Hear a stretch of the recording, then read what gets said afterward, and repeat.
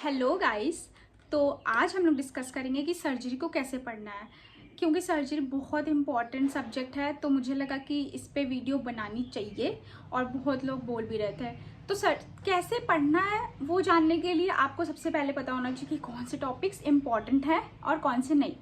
अब जो topic important है उसको आप ये कोशिश करोगे ना कि आप उसको मेन नोट से पढ़ो और उससे कोई भी क्वेश्चन आए तो वो हो जाए। तो देखते हैं अपन कि कौन से टॉपिक्स बहुत इंपॉर्टेंट है। जो टॉपिक्स मैं यहाँ बताऊंगी उसको आप मेन नोट से पढ़ना। देखो वीडियोस तो आप देख रहे हो, रैपिड रिवीजन से देख रहे हो या फिर मेन देख रहे हो, डजेंट मैटर। देखो वीडियोस जो है ना वो एक पैसिव लर्निंग होती है, इंटरेस्ट बढ़ाने के लिए बोल सकते हो आप। हम वीडियोस देखते हैं बट मेन आपको नोट्स पढ़ना पड़ेगा, बिकॉज आप जब जितनी बार नोट्स को पढ़ोगे ना उतना क्लियर होगा हर चीज़। आप जब पढ़ोगे ना, आप 2 बार पढ़ोगे, 3 बार पढ़ोगे ना, आपको तब ये लगेगा अरे ये भी मैंने पढ़ा था, क्योंकि मेरे साथ भी यही सीन होता था।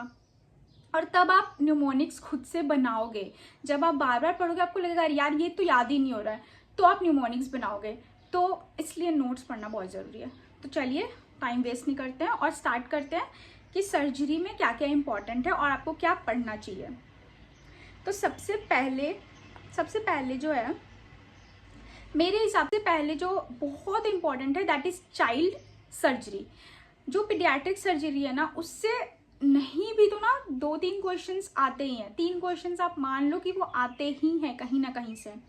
अब आप बोलोगे चाइल्ड सर्जरी में आता क्या क्या है, तो इसमें क्या है ना, देखो जैसे सारे में डिवाइड कर लो तो फेस में क्लेफ्ट पैलेट वाला जो कंडीशन होता है कि कौन से एज पे सर्जरी करते हैं, देन किसके डिफॉर्मिटी से होता है, बिकॉज ये एनाटमी में भी आता है। तो जो भी चीज़ें 2 सब्जेक्ट्स में आ जाती है ना वो समझ लो कि बहुत इंपॉर्टेंट है आपके लिए। फिर आप नेक पे आते हो तो स्वेलिंग हो गया, थायरोग्लॉसल सिस्ट हो गया, फिस्चुलाज हो गए, brachial cyst and cystic hygroma, इसके तो डायरेक्ट इमेज भी आ जाते हैं। तो ये बहुत इंपॉर्टेंट है। देन आ जाओ आप थॉरेक्स पे ईसोफेजियल अट्रेजिया बहुत इंपॉर्टेंट है। Tracheo oesophageal fistulas, then atresias, then congenital hyperpyloric stenosis बहुत इंपॉर्टेंट है। देन आ जाओ एब्डोमेन पे डिओडेनल अट्रेजिया, फिर यही congenital hypertrophic pyloric stenosis, annular pancreas. Then kidney पे आ जाओ, kidney ectopic kidney, horseshoe kidney बहुत इंपॉर्टेंट है। हॉर्सशू किडनी से तो डायरेक्ट इमेज आता है। फिर polycystic kidney, then biliary atresia, choledochal cyst, intussusception, Hirschsprung disease बहुत इंपॉर्टेंट है। देन आ जाओ मर्कल डायवर्टिकुलम, हिर्शस्प्रुंग मैंने बोल ही दिया। Then duplication of ureter and ureteroceles, जिसमें वीगट रूल आता है, वो बहुत बार वो क्वेश्चन आया है तो वो बहुत ज़रूरी है। देन अनडिसेंडेड टेस्टिस हो गया, क्रिप्टोर्किडिज्म, जिसमें आपको उसके कॉम्प्लिकेशंस पूछ लिए जाते हैं क्रिप्टोर्किडिज्म में, जो कि टेस्टिकुलर टॉर्शन एंड एपिडाइडिमो ऑर्काइटिस, इन दोनों में बेसिकली यूजुअली पूछा जाता है, बिकॉज ये दोनों बहुत कंफ्यूजिंग है। इनके सिम्टम्स एक ही लगते हैं बट कुछ डिफरेंस है जिससे इनको डिफ्रेंशिएट किया जाता है। तो ये हो गया। देन इम्परफोरेट एनस, ये बहुत बार पूछा गया है। Then hypospadias and posterior urethral valve, क्योंकि ये तुम्हारे किडनी में भी आता है, ये सर्जरी में भी आ गया, चाइल्ड सर्जरी में भी आ गया, और ये क्वेश्चन गायनी में भी आता है कि होल डिफॉर्मिटी होता है, इसमें देखते हैं। तो ये हो गया चाइल्ड सर्जरी, और ये बहुत इंपॉर्टेंट है। इसमें एक टॉपिक बहुत इंपॉर्टेंट है और इसको बहुत अच्छे से पढ़ना है, ठीक है। देन आ जाओ आप, उसके बाद क्या होता है चाइल्ड सर्जरी के बाद ना, आपका जो बहुत इंपॉर्टेंट टॉपिक मैं बोलूँगी वो कैंसर्स है। सर्जरी में कैंसर बहुत रिपीट होता है, और कैंसर नहीं भी तो ना 2-3 कैंसर वो एक बार में पूछ लेते हैं, मतलब एक बार के पेपर में ना 2-3 कैंसर आ जाता है। अब कैंसर्स में भी ना कुछ कैंसर ज़्यादा इंपॉर्टेंट है, जैसे कि prostate, oral, breast, renal, bladder, skin and colon, इनकी स्टेजिंग्स भी पूछ ली जाती हैं और ये बहुत इंपॉर्टेंट है। थायराइड कैंसर भी है बट थायराइड कैंसर में स्टेजिंग बहुत कम पूछी जाती है।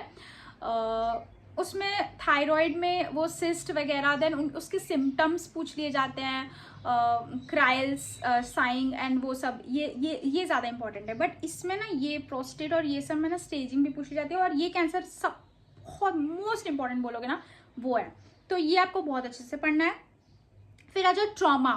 सबसे इम्पॉर्टेंट हर बार पूछा जाता है, तो ट्रॉमा बहुत अच्छे से पढ़ना है। बिकॉज देखो एज अ इंटर्न वो हमसे ये एक्सपेक्ट करते हैं ना कि इमरजेंसी में जब कोई पेशेंट आता है तो उसकी टाइम को आप कैसे बढ़ा सकते हैं। देखो हमसे ट्रीट करने के लिए मतलब हम ट्रीट कर सके ये एक्सपेक्ट कोई भी नहीं करता एक्चुअली किसी भी इंटर्न से, बट वो ये चाहते हैं कि हम उनको कैसे मैनेज करें ताकि उनका टाइम एक्सपैंड करे, और जब तक कोई आए ट्रीट करे तब तक हम उनको कैसे मैनेज कर सकते हैं। तो इसलिए ना हमें ये सब जो जितने भी इमरजेंसीज कंडीशन होते हैं ना वो बहुत इंपॉर्टेंट है, वो आपको बहुत अच्छे से करना है। जिसमें कि एक ये ट्रॉमा है, इसमें ट्रॉमा में हेड इंजरी बहुत इंपॉर्टेंट है। देखो इसके तो इमेजेस बार बार रिपीट होते हैं, हर बार इसको तो बिल्कुल नहीं छोड़ना। इसके तो इमेजेस ही आते हैं कि कौन सा हेमरेज है, एपिड्यूरल, सबड्यूरल, सबएरेक्नॉइड, वो डायरेक्ट इमेज पूछ लेते हैं या फिर साइंस एंड सिम्टम्स के साथ भी पूछते हैं, बट आता ही है, हर बार आता है। फिर आ जाओ आप यूरेथ्रल इंजरी में। देखो यूरेथ्रल इंजरी बहुत इंपॉर्टेंट टॉपिक है आपके सर्जरी में। मतलब इसमें ना ऐसा आएगा कि जैसे सिम्टम्स देंगे, साइंस देंगे और पूछेंगे कौन सी इंजरी है, बल्बल यूरेथ्रा की इंजरी है या फिर पेनाइल है या फिर मेम्ब्रेनस है, तो कौन से लेवल पे कौन सा यूरेथ्रा इंजर्ड है और इसमें हम नेक्स्ट स्टेप क्या करेंगे। तो ये क्वेश्चन बहुत इंपॉर्टेंट है और ये आता है बहुत ज़्यादा, मतलब फ्रीक्वेंटली रिपीट होता है। तो इसको आपको बहुत अच्छे से करना है। अब मतलब इसमें बिल्कुल ना कॉन्सेप्ट क्लियर होना चाहिए, रटना नहीं है कि कुछ भी कहीं से भी कैसा भी लैंग्वेज हो ना ये क्वेश्चन आपके हो जाए, क्योंकि इजी क्वेश्चंस होते हैं। देन आ जाओ चेस्ट थॉरेक्स इंजरी पे, ये भी बहुत इंपॉर्टेंट है इसमें, क्योंकि न्यूमोथॉरेक्स इसमें आता है, हीमोथॉरेक्स इसमें आता है, प्लूरल एफ्यूजन इसमें आता है। तो ये बहुत इंपॉर्टेंट टॉपिक है। इसमें मोस्टली एक्सरे दे के वो पूछते हैं, साइंस एंड सिम्टम्स दे देते हैं और फिर पूछते हैं आपसे कि आप नेक्स्ट स्टेप क्या करोगे, आईसीडी लगाओगे, वाइट बोल निडल लगाओगे, कौन से लेवल पे लगाओगे, ये सारे क्वेश्चंस आते हैं, बहुत इंपॉर्टेंट है। ठीक है, उसके बाद देखो कैंसर हो गया, ट्रॉमा हो गया, उधर आपका चाइल्ड सर्जरी हो गई। उसके बाद ना आपका एक बहुत इम्पॉर्टेंट जो मुझे लगता है कि वस्कुलर सर्जरी जो है ना, वस्कुलर सर्जरी वो बहुत इम्पॉर्टेंट है उसमें, क्योंकि डीवीटी फिर मतलब वो फिर वो लिम्फेटिक्स वाले वो, ठीक है, वेन्स, आर्टरीज, आर्थरोस्क्लेरोसिस एंड एक रेनॉल्ड वो बर्जर्स डिजीज वाला क्वेश्चन आते हैं। ठीक है, तो ये जो वस्कुलर सर्जरी है वो बहुत इंपॉर्टेंट है। फिर जितने भी फैंसी टर्म्स होते हैं जैसे कि विपल्स, बिलरॉथ, डॉलमैन, जो इसोफेगस मतलब डाइवर्टिकुलम के जाता है, विपल्स, बिलरॉथ, डॉलमैन, मतलब जितने भी इम्पॉर्टेंट और मतलब फैंसी नेम्स होंगे ना वो पूछ लिए जाते हैं। तो वो बहुत इंपॉर्टेंट है, फैंसी नेम सारे याद होने चाहिए, मतलब ज़्यादा डीप नहीं बट पता होना चाहिए एटलीस्ट कि हाँ ये होता क्या है। देन आपका ये हो गया, फैंसी टर्म्स हो गए। उसके बाद जो इम्पॉर्टेंट चीज़ है वो है आपका, हाँ उसके बाद जो कॉमन चीज़ें होती हैं लाइक अपेंडिसाइटिस बहुत होता है, मतलब यंगस्टर्स में बहुत कॉमन है। ठीक है, तो अपेंडिक्स से रिलेटेड क्वेश्चंस करेंगे। उसके इंसीजन्स, कौन से टाइप्स ऑफ इंसीजन्स होते हैं, रदरफोर्ड, मॉरिसन, लैंस, कौन सा इंसीजन है। ठीक है, डायग्राम देके पूछ लेते हैं सिंपली। और अपेंडिक्स से क्वेश्चंस आता है, बहुत इंपॉर्टेंट है। पैंक्रियाज से क्वेश्चन आता है बिकॉज पैंक्रेटाइटिस बहुत कॉमन है, मुझे भी हो रखा है, तो पैंक्रेटाइटिस बहुत कॉमन है तो उससे क्वेश्चंस आते हैं। मतलब पैंक्रियाज एज होल बहुत इंपॉर्टेंट है बिकॉज इसमें पैंक्रेटाइटिस है, उसके मैनेजमेंट है। देन आपका पैंक्रियाज कैंसर है, फिर ये सब बहुत इंपॉर्टेंट है। ठीक है, ये हो गया आपका appendix, pancreas. Then gall bladder भी बहुत इंपॉर्टेंट है गाइस, क्योंकि गॉल ब्लैडर भी बहुत कोलेसिस्टाइटिस बहुत कॉमन कंडीशन है और कोलेसिस्टेक्टमी बहुत कॉमन सर्जरी है। ठीक है, तो इसलिए ये बहुत इंपॉर्टेंट है। तो ये अब आपका हो गया appendix, pancreas and gall bladder, ये बहुत इंपॉर्टेंट है। देन क्या इंपॉर्टेंट नहीं है, मतलब किसको हम छोड़ भी सकते हैं, तो इसमें ना आप जीआईटी से इतने क्वेश्चंस नहीं आते, तो जीआईटी को आप अगर रैपिड रिवीजन से भी करते हो ना तो बहुत है, बहुत मतलब वेल एंड इनफ। कोलोस्टमी क्या होता है बस ये पता होना चाहिए, मतलब ऊपर से पता होना चाहिए, ज़्यादा डीप में जाने का ज़रूरत नहीं है। जीआईटी इतना इंपॉर्टेंट नहीं है हम लोगों के लिए। लिवर इम्पॉर्टेंट नहीं है, बस उसमें जो स्टोन्स होते हैं ना, लाइक बिलियरी ट्रैक्ट में जो स्टोन्स होते हैं, स्टोन्स बहुत इंपॉर्टेंट है क्योंकि स्टोन से मैनेजमेंट आता है। स्टोन्स में ureteric stone, kidney stone, urethral stone, and ये बहुत इंपॉर्टेंट है क्योंकि इसके मैनेजमेंट पे क्वेश्चंस आता है, तो स्टोन बहुत इंपॉर्टेंट है। तो बेसिकली आपको इससे क्या समझ आया? इमरजेंसी कंडीशंस बहुत इंपॉर्टेंट है और कॉमन कंडीशंस बहुत इंपॉर्टेंट है। तो जिस टॉपिक को मैंने बोला है ये सारे टॉपिक बहुत इंपॉर्टेंट है, इसको आपको अच्छे से करना है। जीआईटी में ज़्यादा नहीं है तो वो ठीक ठाक कर लेना चलेगा, मतलब हाँ चल जाएगा। लिवर वगैरह में भी वही इन्फेक्शंस, क्योंकि वो माइक्रो में भी इंटीग्रेट हो रहा है, मेडिसिन में भी पढ़ लेते हैं, तो वो सर्जरी में लिवर में ना वो इन्फेक्शन वाला बहुत इंपॉर्टेंट है, लाइक एकाइनोकोकस ग्रैनुलोसा वाला एंड अमीबिक वाला। इसके डिफरेंस पूछते हैं, मतलब इसमें सिम्टम्स दे देते हैं और पूछते हैं ये कौन सा है, और उसमें 2-3 ऑप्शंस में वही तीनों लिवर वाले ही डाले होते हैं, तो ये इंपॉर्टेंट है।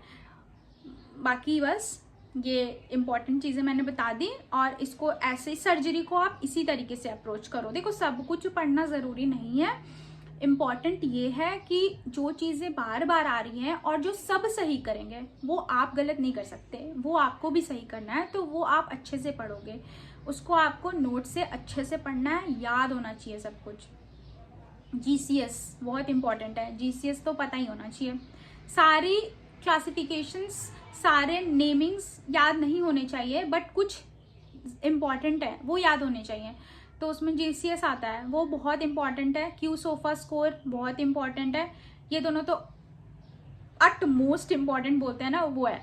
देन वो अपेंडिक्स में आता है ना, अपेंडिक्स में एक क्लासिफिकेशन आता है, कौन सा आता है, एक तो आता है मुझे याद नहीं आ रहा अभी, मतलब ध्यान में नहीं आ रहा है, वो वाला बहुत इंपॉर्टेंट है। देन बस ये कर लो आप, और शॉर्टेड अ लाइफ। बस तो अपना ख्याल रखो, अपनी हेल्थ का ख्याल रखो, बिकॉज हेल्थ सबसे इम्पॉर्टेंट है। अच्छे से पढ़ाई करो, मज़े करो, सब कुछ साथ में बैलेंस करके चलो। और thank you so much, share करो, लाइक करो, सब्सक्राइब करो, और बस